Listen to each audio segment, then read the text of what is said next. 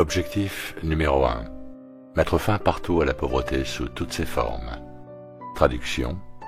Mettre tout le monde à l'aide sociale du gouvernement, aux bons d'alimentation, aux subventions au logement et aux aumônes, qui font d'eux des esclaves obéissant à la gouvernance mondiale. Ne permettez jamais aux gens de s'aider eux-mêmes grâce à la mobilité ascendante. Enseignez plutôt la victimisation de masse et l'obéissance à un gouvernement qui fournit une allocation mensuelle pour les produits de première nécessité comme la nourriture et des médicaments. Appelez ça « mettre fin à la pauvreté ».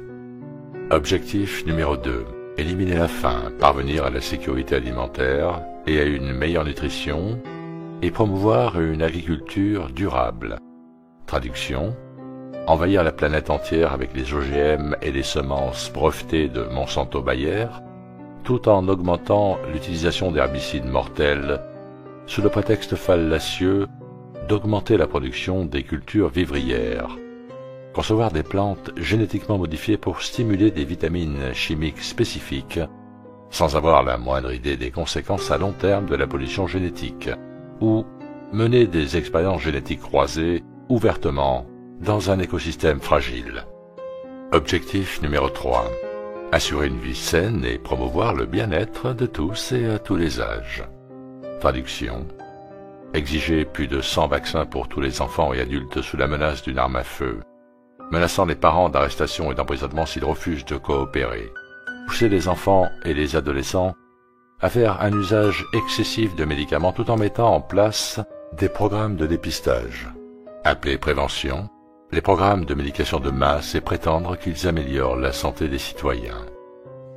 Objectif numéro 4. Assurer une éducation inclusive et équitable de qualité et promouvoir des possibilités d'apprentissage tout au long de la vie, pour tous. Traduction. Insister sur une histoire mensongère et une éducation tronquée en vertu des normes d'éducation du tronc commun, qui produisent des travailleurs obéissants plutôt que des penseurs indépendants. Ne laissez jamais les gens apprendre la véritable histoire, sinon ils pourraient réaliser qu'ils ne veulent pas la répliquer. Objectif numéro 5. Réaliser l'égalité des sexes et rendre autonomes toutes les femmes et les filles. Traduction. Criminaliser le christianisme, marginaliser l'hétérosexualité, diaboliser les hommes et promouvoir l'agenda LGBT partout. Le véritable objectif n'est jamais l'égalité, mais plutôt la marginalisation et l'humiliation de quiconque exprime quelque caractéristique masculine que ce soit. Le but ultime est de féminiser la société en créant une acceptation généralisée de l'obéissance douce, ainsi que des idées, affaiblissant le concept de l'indépendance, comme la propriété communautaire et le partage de tout. Parce que seule l'énergie masculine a la force de s'élever contre l'oppression et de lutter pour les droits de l'homme, la suppression de celle-ci est essentielle pour maintenir la population dans un état de consentement éternel. Objectif numéro 6. Assurer la disponibilité et la gestion durable de l'eau et de l'assainissement pour tous. Traduction. Permettre à de puissantes entreprises de prendre le contrôle de l'approvisionnement mondial en eau et d'imposer des prix de monopole pour construire de nouvelles infrastructures d'approvisionnement en eau qui assurent la disponibilité. Objectif numéro 7. Assurer à tous l'accès à une énergie abordable, fiable, durable et moderne. Traduction.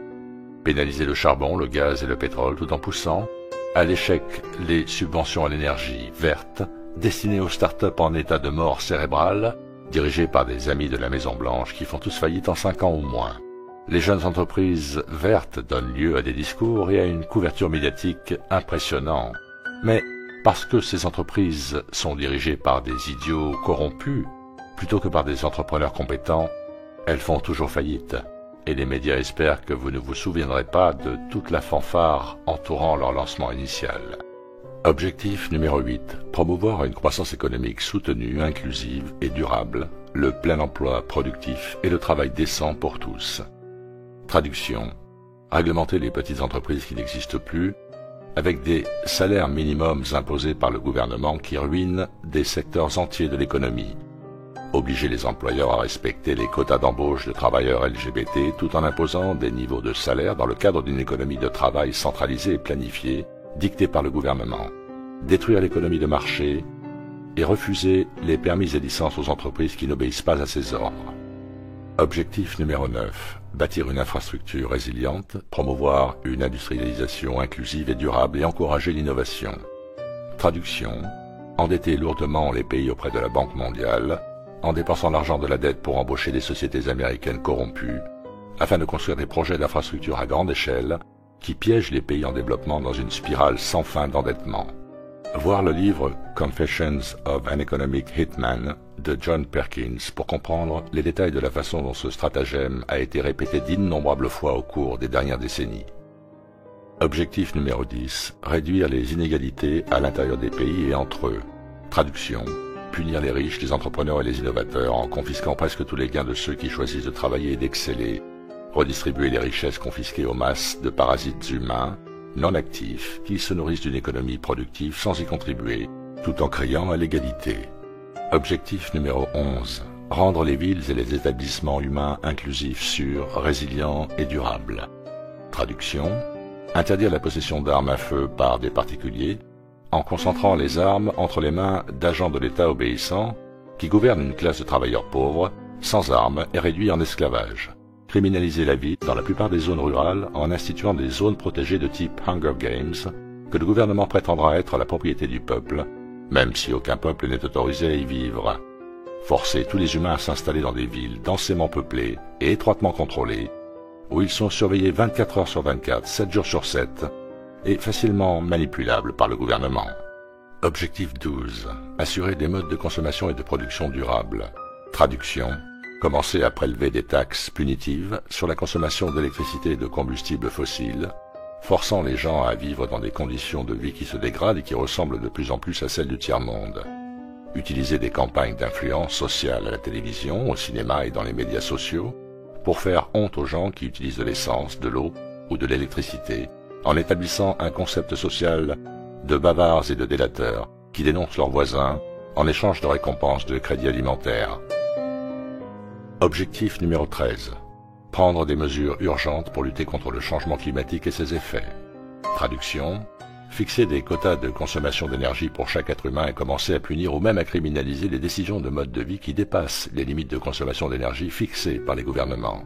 Mettre en place une surveillance totale des individus afin de suivre et de calculer leur consommation d'énergie. Pénaliser les propriétaires de véhicules privés et forcer les masses à utiliser les transports en commun où les gardes-chiourmes de la TSA et les caméras de reconnaissance faciale peuvent surveiller et enregistrer les mouvements de chaque personne dans la société comme une scène tirée directement de Minority Report. Objectif numéro 14. Conserver et utiliser durablement les océans, les mers et les ressources marines aux fins de développement durable. Traduction. Interdire la plupart des activités de pêche en mer, plongeant l'approvisionnement alimentaire dans une pénurie extrême et provoquant une inflation galopante des prix alimentaires qui plonge encore plus de gens dans le désespoir économique. Criminaliser l'exploitation des bateaux de pêche privés et placer toutes les opérations de pêche en mer sous le contrôle de la planification centrale du gouvernement. Ne permettre qu'aux entreprises favorisées de mener des opérations de pêche en mer. Et prendre cette décision entièrement basée sur les entreprises qui donnent le plus de contributions à des législateurs corrompus. Objectif numéro 15. Protéger, restaurer et promouvoir l'utilisation durable des écosystèmes terrestres, gérer durablement les forêts, lutter contre la désertification, enrayer et inverser la dégradation des sols et enrayer la perte de biodiversité. Traduction. Déployer l'agenda 21 et forcer les humains à quitter la terre ferme et à s'installer dans des villes contrôlées. Criminaliser la propriété foncière privée, y compris les ranchs et les parcelles agricoles. Contrôler étroitement toute l'agriculture par le biais d'une bureaucratie gouvernementale corrompue par les entreprises dont les politiques sont déterminées presque entièrement par Monsanto Bayer, tout en étant approuvées par l'USDA. Interdire les poêles à bois, la collecte des eaux de pluie et le jardinage afin de criminaliser l'autosuffisance et de forcer la dépendance totale envers le gouvernement. Objectif numéro 16. Promouvoir des sociétés pacifiques et inclusives pour le développement durable.